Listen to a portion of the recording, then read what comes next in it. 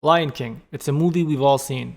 But there are three scenes in particular that I think are significant to the story, and I'd like to dissect them for you and talk about what they represent. I think that by doing this, it'll give all of us a better appreciation for the story. These scenes are Simba's introduction to the Pride Lands, Scar's betrayal and murder of Mufasa, and finally, Simba's return to reclaim the throne. Before I can really explain the significance of these scenes, though, we need to talk about the characters in Lion King and what they represent. Let's start off with Mufasa. Mufasa is the established order or the status quo. He represents the legitimacy and power that comes from being a monarch. He attained his position through hereditary rule. Simba represents the continuation of that establishment. Simba represents consistency rather than change. He is the future king and will rule his father's kingdom in much the same way that his father did. Scar represents the revolutionist, the one unhappy with the established order and who wishes to change it. It's important to note that Scar also represents illegitimacy and democracy. This will become important later on. Aside from these central characters, though, we do have other characters in the story. The other lions in the Pride represent royalty. They are the extended royal family, after all. The other animals in the kingdom who were present during Simba's welcoming ceremony represent the aristocracy.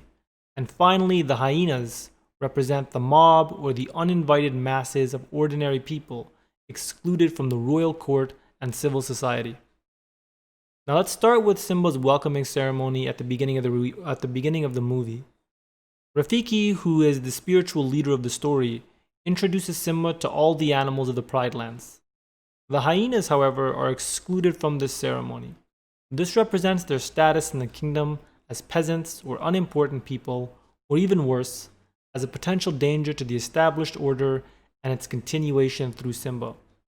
We even see this in their portrayal as uncivil, short-sighted, lazy, foolish, and constantly hungry, traits that are typically associated with lower-class people. The second scene is when Scar betrays Mufasa and kills him. The revolutionary Scar, who with the help of the mob in the form of hyenas, the majority, was able to overthrow Mufasa and end his rule. Shortly after, Scar orders the hyenas to kill Simba to complete the destruction of the established order. After Mufasa's death, the legitimate king's death, we see the Pride Land begin to suffer under the rule of Scar, the illegitimate king. So the king, who was supported by the masses of ordinary people rather than being born to it and having the support of the aristocracy, he's the cause for the downfall of the kingdom.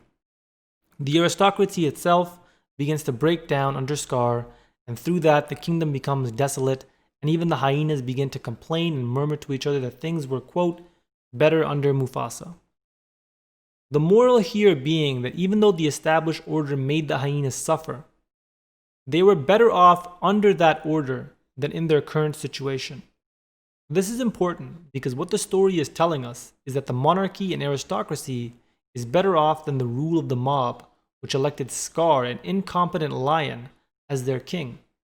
In other words, democracy failed not only the hyenas, but resulted in the poverty of all the other animals in the entire kingdom. This is actually very much in line with the view that people had of democracy when it was still being discussed, that it was a radical idea which was basically mob rule. Now the final scene which underscores this is the return of Simba. At this point in the story, the aristocracy has all been dismantled by Scar.